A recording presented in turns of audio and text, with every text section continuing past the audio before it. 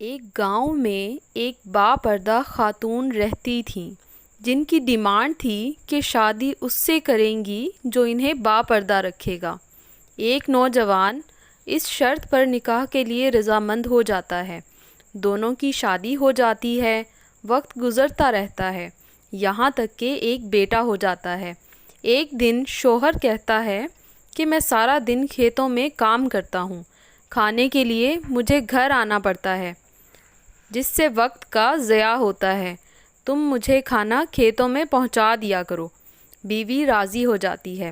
وقت گزرتے گزرتے ایک اور بیٹا ہو جاتا ہے جس پر شوہر کہتا ہے کہ اب گزارا مشکل ہے، تمہیں میرے ساتھ کھیتوں میں ہاتھ بٹانا پڑے گا۔ یوں وہ باپردگی سے نیم پردے تک پہنچ جاتی ہے اور تیسرے بیٹے کی پیدائش پر اس کا شوہر مکمل بے پردگی تک لے آتا ہے۔ وقت گزرتا رہتا ہے، یہاں تک کہ اولاد جوان ہو جاتی ہے۔ ایک دن یوں ہی بیٹھے بیٹھے شوہر ہنسنے لگتا ہے۔ بیوی وجہ پوچھتی ہے تو کہتا ہے کہ بڑا تو پردہ پردہ کرتی تھی، آخر کار تیرا پردہ ختم ہو گیا۔ کیا فرق پڑا پردے اور بے پردگی کا؟ زندگی تو اب بھی ویسے ہی گزر رہی ہے۔ وہ بولتی ہے کہ تم ساتھ والے کمرے میں چھپ جاؤ، میں تمہیں پردے اور بے پردگی کا فرق سمجھاتی ہوں۔ شوہر کمرے میں چھپ جاتا ہے۔ عورت اپنے بال بکھیرے رونا پیٹنا شروع کر دیتی ہے۔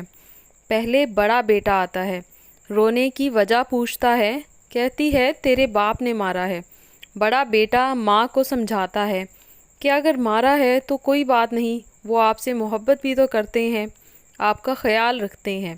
وہ سمجھا بجھا کر چلا جاتا ہے۔ عورت پھر سے رونے کی ایکٹنگ کرتی ہے اور منجھلے بیٹے کو بلا کر بتاتی ہے کہ تیرے باپ نے مجھے مارا ہے۔ منجھلے بیٹے کو غصہ آتا ہے۔ وہ باپ کو برا بھلا کہتے ہوئے ماں کو سمجھا بجھا کر چپ کروا کے چلا جاتا ہے۔ آخر کار عورت یہی ڈرامہ چھوٹے بیٹے کے سامنے کرتی ہے۔ چھوٹا بیٹا تو غصے سے آگ بگولا ہو جاتا ہے اور زور زور سے گالیاں بکتے ہوئے ڈنڈا اٹھاتا ہے اور کہتا ہے کہ ابھی باپ کی خبر لیتا ہوں۔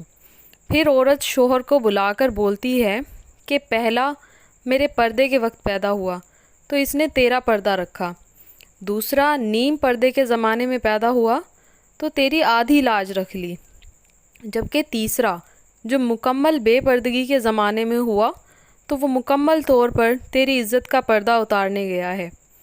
حاصل کلام: پردہ عورت کا فطری تقاضا ہے۔